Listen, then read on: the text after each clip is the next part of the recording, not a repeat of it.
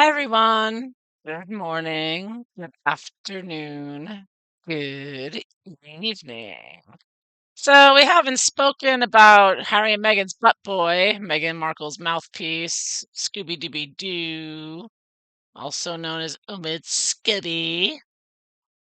Omid Scobie's total transformation, his sycophantic portrayal of the Sussexes, means they trust him to tell their truth. What will they make of the news that he lied about his age, 42, changed his looks, and barely talks about his seedy old K-pop website? Omid Scobie ran a defunct Korean entertainment news website called Idol Wow. A singer in bra and hot pants takes center stage as six models, collared and leashed and wearing pink bondage masks, kneel and writhe at her feet.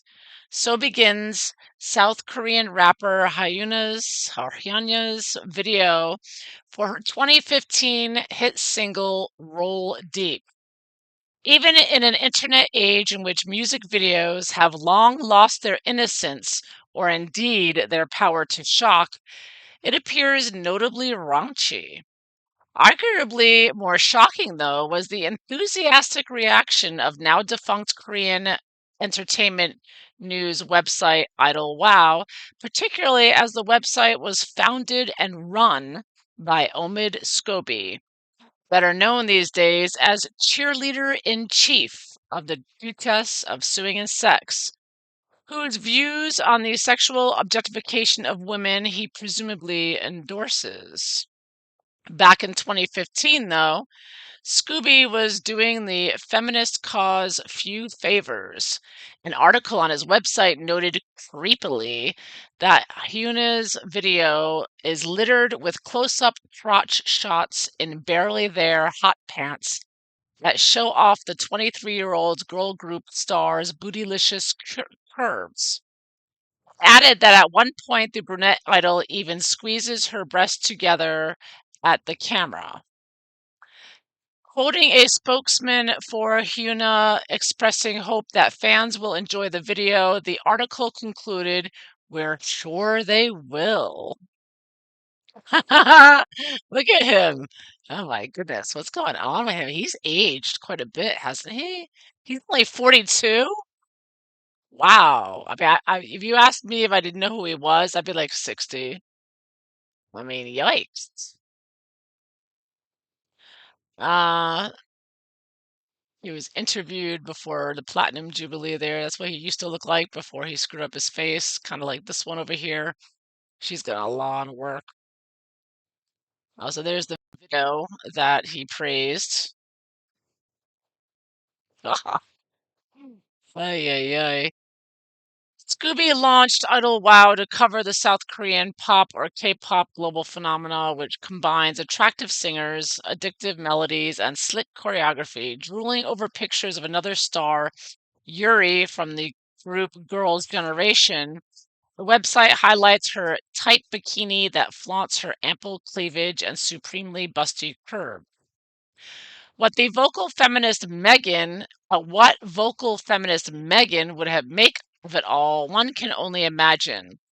Scobie had previously written extensively about Meghan's female empowerment speeches and has posted links on social media to articles about sexism.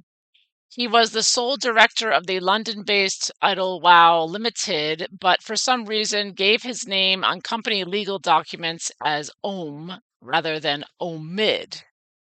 Now a successful royal author, he has moved to pastures new. Along with fellow journalist Carolyn Durand, he wrote Finding Freedom, the fawning biography of Harry and Meghan, written by Harry and Meghan. Scobie is scornful of his Meghan's mouthpiece tag. The man who appears to have the inside track on what the Duchess is thinking is suddenly everywhere, always on hand to fight her corner. Nothing seems to escape his ear, not even private conversations. Examples his extraordinary Examples of his extraordinary access abound. He reported, for instance, on a summer in 2019 visit to Frogmore Cottage by Meghan's mother, Doria Ragland. Realizing her daughter was unable to visit nearby Windsor even to pick up coffees, Doria turned to Meghan and said, "You're stuck in here." Initially, Meghan strenuously denied helping Scobie and Durand with finding freedom, but in November 2020, the High Court heard that Meghan authorized the pair to be secretly briefed, allowing information to be passed to them via a third party, Jason Knauf. She still insists that neither she nor Prince Harry cooperated or met with the authors for the purposes of the book. Scobie has a new book out in November, provocatively titled Endgame and subtitled Inside the Royal Family and the Monarchy's Fight for Survival. It is billed as exposing the chaos, family dysfunction, distrust, and draconian practices within the firm. Wow, projection much? Whether Meghan had any input is anybody's guess. But Scobie's role as the Sussex's standard bearer continues to cause disquiet at the palace. As Tatler magazine once put it, quote, Scobie is close, very close to the Duchess of Suing and Sex. In March 2020, he wrote a first-hand account of the day Meghan finally flew out of England following her last solo appearance as a working royal. He told readers of Harper's Bazaar that he gave her a goodbye hug at Buckingham Palace, later adding that tears that the Duchess had been bravely holding back were free to flow. Yeah, one tear left eye. That bitch doesn't cry about nothing unless it's money, honey. In the same fulsome article, Omid described shadowing the Sussexes' work, getting to know the couple through their humanitarian endeavors, engagements, and overseas visits. He wrote, quote, their high energy work ethic and passion for social justice attracted a new, more diverse demographic of royal watcher. As a youngish biracial royal correspondent, the change was exciting. And as their popularity grew around the world, so did a new golden era for the House of Windsor. His book promises to shine a light on, quote, unsolved mysteries concerning the royal family. Publisher HarperCollins had previously said that it will, quote, have the world talking, and Scobie has warned that it will reveal moments the royal family should be ashamed of. Not that the Sussexes need to worry. Going on tour with the couple in Australia in 2018 was, according to Scobie, quote, what can I imagine Beatlemania must have been like in the 1960s. He said he was convinced that they might actually possess some sort of Harry Potter-like wands, reserved only for use during official engagements. And he recalls how they arrived in a remote corner of the country which hadn't seen rain for months, only for the heavens to open up. Not that he's biased. He announced without irony recently that he is one of the few journalists writing about the royals whose work is impartial and spin-free. But not even Scobie gets everything right. In September, he said on TV that Elizabeth II's body would be moved from Scotland to the UK via the royal train. Some viewers pointed out that Scotland is part of the UK and that the coffin was flown to West London. He later called it a slip of the tongue. As tongue's gonna be slipping all over the place with his new book, I'll tell you, just like the last one. One of his new book, he said that in order to tell a full story, it has to be written without fear or favor, regardless of the consequences. It's one of the reasons why I spent the past year writing my book, Endgame, an unfiltered investigation into the current state of the royal family. And that's the woman whose video he used to write about. At a time when more people than ever are questioning the relevancy, purpose, and role of the monarchy in modern Britain, the need for a thorough, spin free, and well rounded insight and reporting has never been done more important than it is now. Scobie began his career in British celebrity magazine Heat, where he rhapsodized about another inspiring woman in the public eye getting a rough time from the tabloids. Not royalty this time, but Jodie Marsh, a glamour model once described as a human Viagra by a lover who famously traded vicious insults with her rival, Katie Price, then known as Jordan. As a junior reporter, Scobie cultivated Jodie by accompanying her to nightclubs, and she was more than happy to grace the front cover of Heat. Jodie's ride on the reality TV carousel ended long ago, and she has faded into obscurity, while Scobie goes from strength to strength, appearing on NBC Network in the US and writing for Harper's Bazaar and Yahoo News. The parallels between his friendship with Ms. March and his championing of Meghan are striking. To both, he offered unwavering, loyal support. Unfortunately, Ms. March now says, quote, I really can't remember anything about him. Beyond a shared weakness for designer labels, Scobie even has a penchant for Chanel skis, the love for dogs. Meghan would appear to have little in common with her privately educated apostle. Growing up in a large detached home on the outskirts of Oxford, the son of an Iranian social worker mother and British marketing director father, who describes his son as a man of integrity, Scobie always had grand ambitions. Quote, even from a young age, he had a kind of polish, a smooth kind of charm that adults loved, said a childhood friend. He said he couldn't see himself doing an ordinary job, that he wanted to do something special. He was a nice guy. Fantastic plastic. A smattering of photos on social media suggest an individual who takes his public image seriously. One is from a photo shoot accompanying a magazine interview. In it, he lounges contently in a gold smoking jacket, his well shod feet resting on a coffee table. He is said to have once owned a gold colored Range Rover with personalized number plates.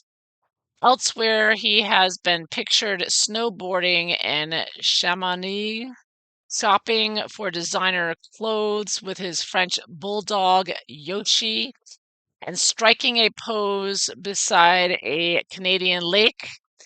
Beneath these images, his followers, many of them Meghan fans who do daily battle online with supporters of William and Kate, post gushing comments. Of the smoking jacket snap, one said, quote, this is a regal, elegant capture.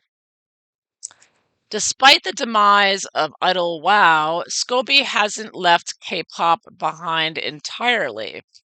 Friends who knew him from the old days are struck not just by his change in fortune, but his physical transformation, and say that during the course of many trips to Seoul, he acquired the K-pop look. He bears a startling resemblance to the genre's fastidiously groomed performers, or idols as they are known, even sharing their penchant for Harry Potter glasses.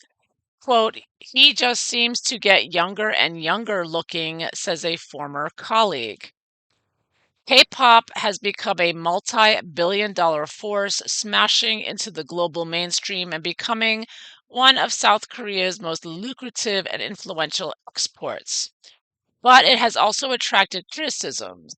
According to Mano Lee, a Seoul-based K-pop columnist, female stars face sexism and misogyny, reflecting the way women are treated in wider Korean society. A lot of Korean women can't relate to the issues that female celebrities deal with. They have experienced it. Oh, they can relate to issues that female celebrities deal with. They have experienced it themselves, she told The Guardian. She added that many feel unsafe due to gender based violence, victim shaming, and mulka or secret filming. In 2019, a South Korean court sentenced two K pop stars to 6 and 5 years in prison for gang rape. An additional conviction convicted one of them for distributing videos of the assaults and sexual encounters. Scobie's youthful K-pop look, meanwhile, doesn't explain why the Idol legal documents his date of birth is listed incorrectly, making him 8 years younger. He also told an interviewer in 2020 that he was 33, when in fact he was 39. Wow, I thought it was only women who lied about their age. Oh man, I guess Scobie wants to date the younger woman. We'll have to look at this. Why does Scobie lie about his age? As Tatler magazine observed in an interview, it was an odd thing to get wrong, particularly when he's so insistent that everything in Finding Freedom has been checked twice. For now, Scobie, who turned 42 last week, is contemplating a new royal era, one where he doubtless hopes will bring him continued success. A friend said, whatever happens, I'm sure Omid will go from strength to strength. He has a happy knack of reinventing himself. Ah, kind of like Meghan. I guess him and Meghan do have a lot in common.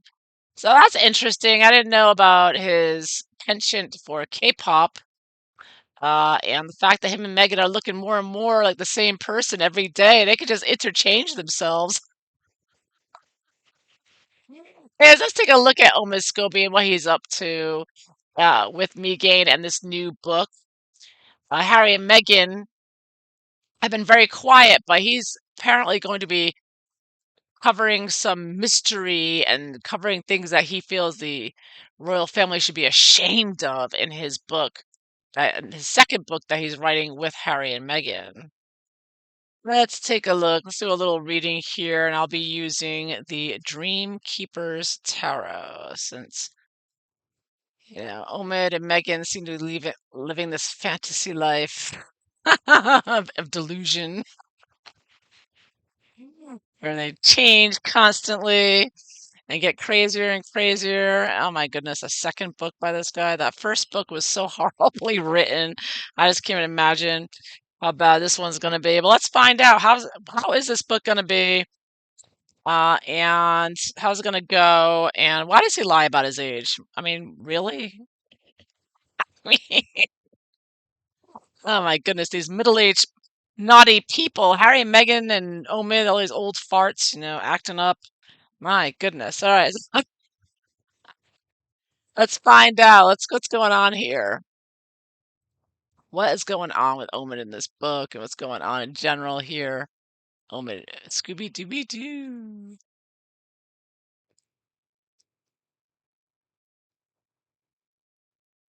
Let's see what the cards show. This book sounds like it's going to be really nasty. Like the first book was like him being a psychophant to Harry and Meghan. But this book seems to be just an all-out attack on the royal family, and just kind of surprising seeing how Harry and Meghan's first attack on the royal family backfired so stupendously. But it looks like now they're going to continue attacking because obviously Omid Scobie's only connection to the royal family is Harry and Meghan. So if this is an attack on the royal family, we all know who Omid Scobie's sources are. So this seems like, so let's see, what is the basis? theme of this book. Oh yeah, here we go. Hierophant reversed. So, major arcana, Hierophant could be seen as the royal family and the queen as well, because I got a female figure there. So I do see this as Omid's book is going to really be disrespectful to the queen and her legacy, of course. And I also see the Hierophant reversed. I also see as Harry and Meghan trying to be the teachers, but they're really fraudsters for the New World Order, UN agenda with all their woke nonsense that are coming in that they want to diversify, and all inequity and sustainability, pushing this woke agenda. So, and using that to attack the traditional royal family, right? They want to get rid of tradition. So, Major Arcana reverse. So he's going all out against. This is going to be a very woke book, is what I'm getting. It's going to be pushing the UN agenda that Harry and Meghan support, and with the globalists. So it's going to be attacking the traditions, the royal family, and how, it's over now. It's the queen, just like Yuval Harari about humanity. It's over. It's over. So I'm thinking that that's why he's saying they're fighting for survival because he's saying, well, it's all over now. We're all globalists now, right? It's neo-feudalism now. So what's the environment of this book? Six of Pentacles. Yeah. So, of course we know it's just trying to make a little bit of money. And I kind of see this. You can look at this as Harry and Meghan begging the royal family for money. Like, you wouldn't give us more money, so now this is what we got to do to make a buck.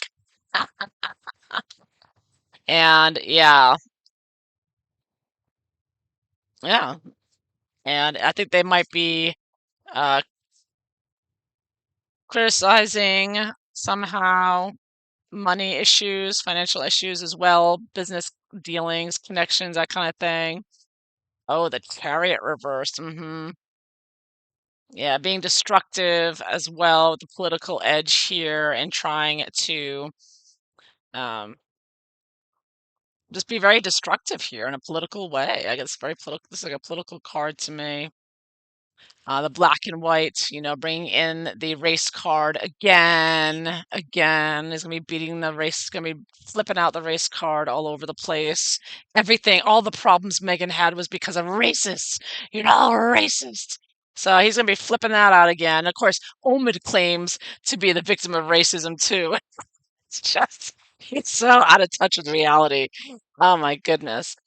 So yeah, so but this is the way they are. It's like this is the new world order. Whatever you want to imagine, it's true. This post-truth reality, right?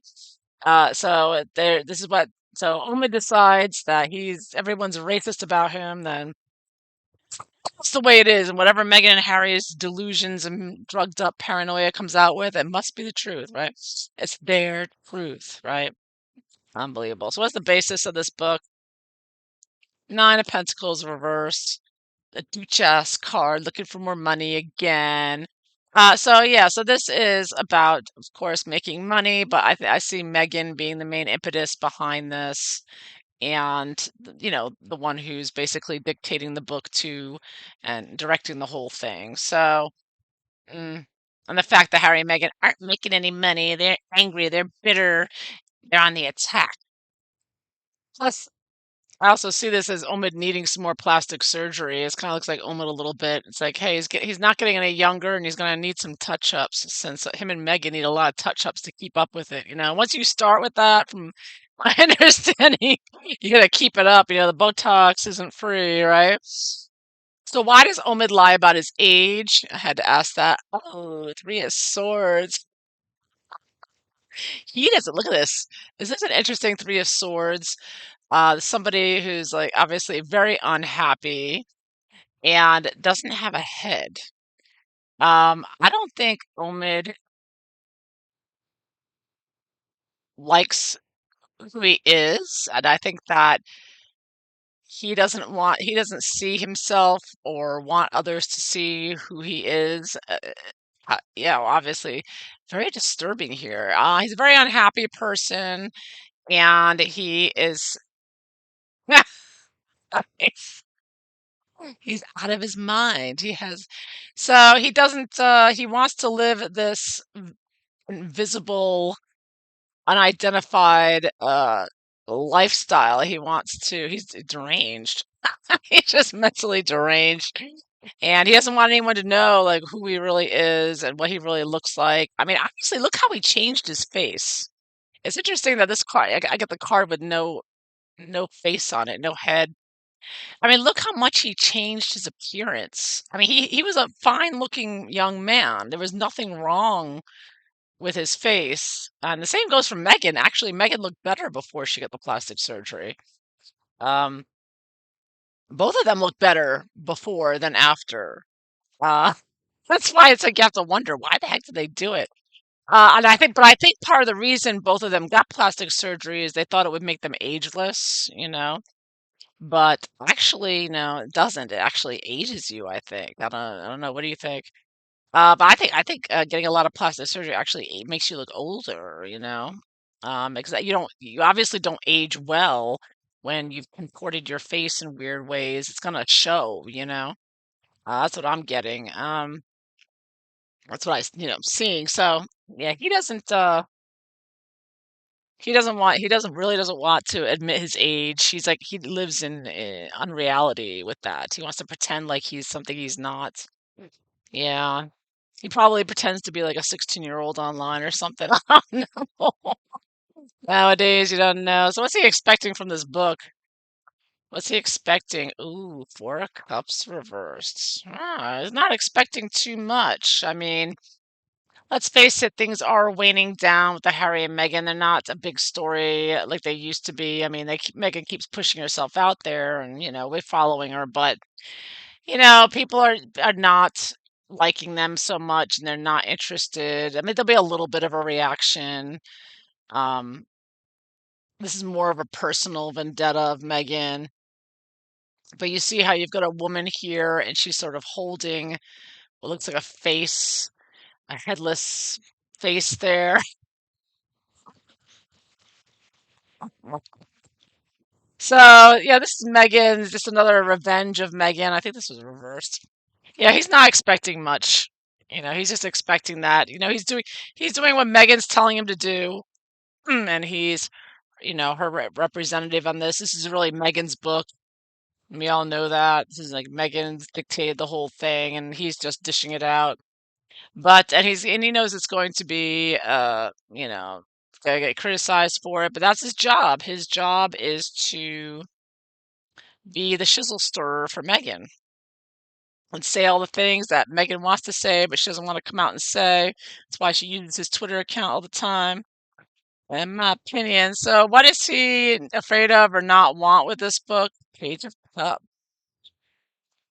Well, I think that's interesting. So, again, we've got a face here with like is that a mask in front of her? Like she's just looking at something here. Well, oh no, it's two faces. Okay, so this is like a person with two faces. Oh, look at that. Interesting. So he doesn't want people to see how two-faced he is and how he talks out of both sides of his mouth, what a hypocrite he is, and a liar like Megan. Yes, he definitely doesn't want to see that. He doesn't want people to realize that. Doesn't want word getting out about that. Really doesn't like all his past lies coming to the fore because he's trying to be taken seriously as a journalist and a royal reporter. But in reality, he is just Megan's mouthpiece, and he just puts out whatever she tells him, and he's got shady connections. Let's face it. So with her, so very bizarre connections right from the beginning, and they've been, he's been her little butt boy. So yeah, he doesn't want people to realize that. And so, what is he hoping for with this book? Ooh, the High Priestess reversed. Oh, the major expectations here. He wants to make everybody cray cray again. He wants to really make people crazy with this. This is what Harry and Meghan do, right? They're always doing things to provoke people. They're always putting stuff out to make people crazy and to get a reaction. So you kind of see this This high priestess kind of got horns on her head here in this one. And I kind of see this as her holding my first looking at this, it looked like she was holding a fishing pole and like going fishing. So it looks like, Harry and Meghan, they throw things out there to see what they can, stir up. So he's definitely expecting high expectations of upsetting people, getting people reacting, making some hysteria in the media, because it will, everyone's going to be obviously talking about it when it comes out. All the major media places are going to say something about it, particularly when the book claims to reveal a mystery and bring up things that the royal family should be ashamed of. So I suspect it's about Princess Diana. I didn't ask that, but let me see here. Is this mystery something about? Oh, look at that. Nine of Cups. Just fell out here. Uh-huh. Fates or the Wheel of Fortune reversed, an unfortunate accident. With the Nine of Cups here.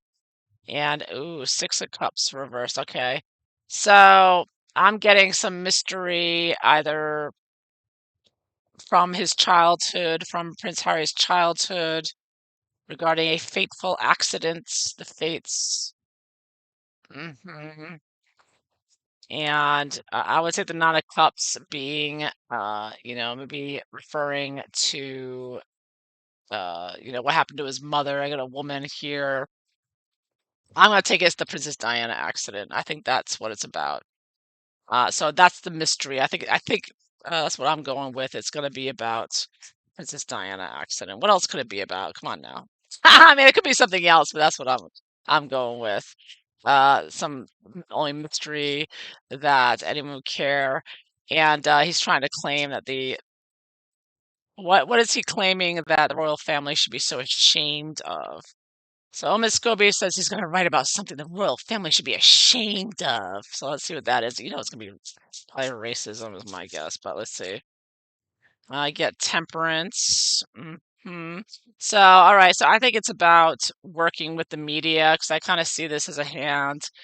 Uh, again, without a head, like a mysterious person, probably they'll blame Camilla. Working with the press and the putting things out there, like kind of a thing, the manipulation of the media and some kind of that sort of thing. Some strategy here to uh, probably about also about trying to manipulate things against Harry. I think Harry is going to claim that the royal family put things together in a way to screw Harry over, like his like he claimed that Prince William got $1 million settlement from Rupert Murdoch, right? But then everyone says that Harry's just crazy. That never happened. So it's what Omid working with Harry and Meghan.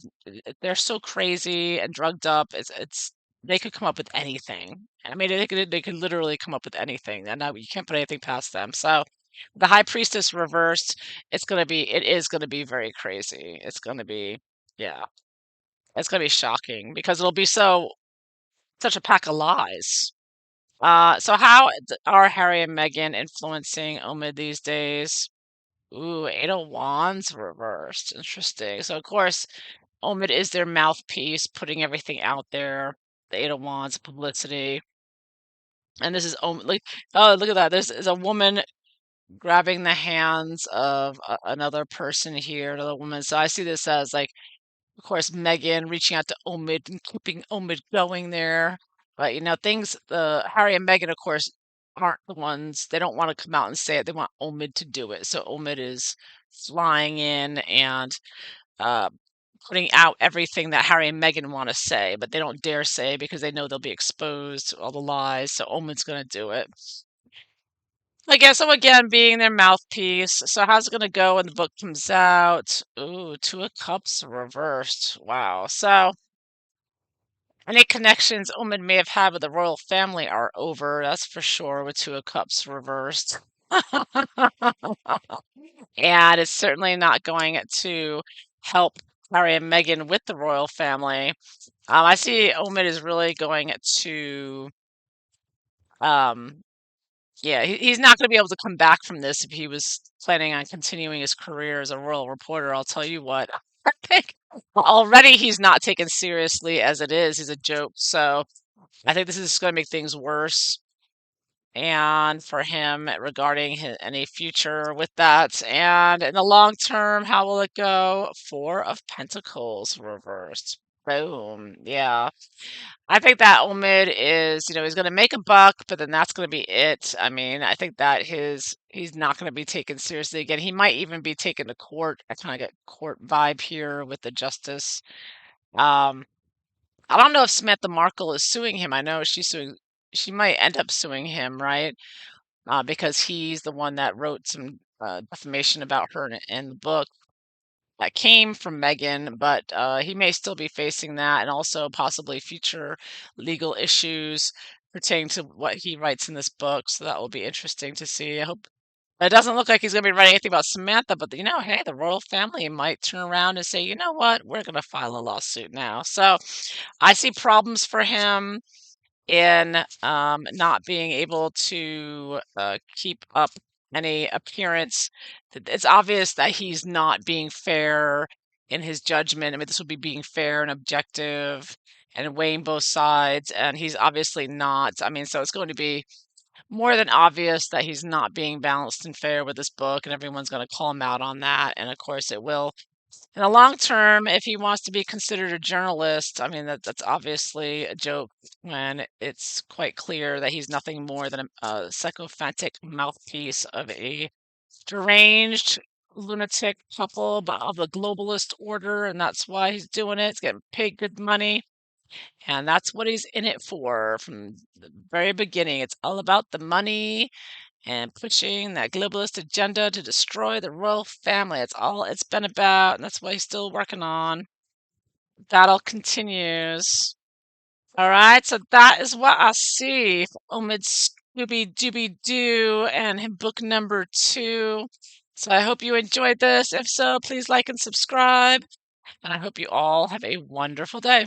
Take care. Bye bye.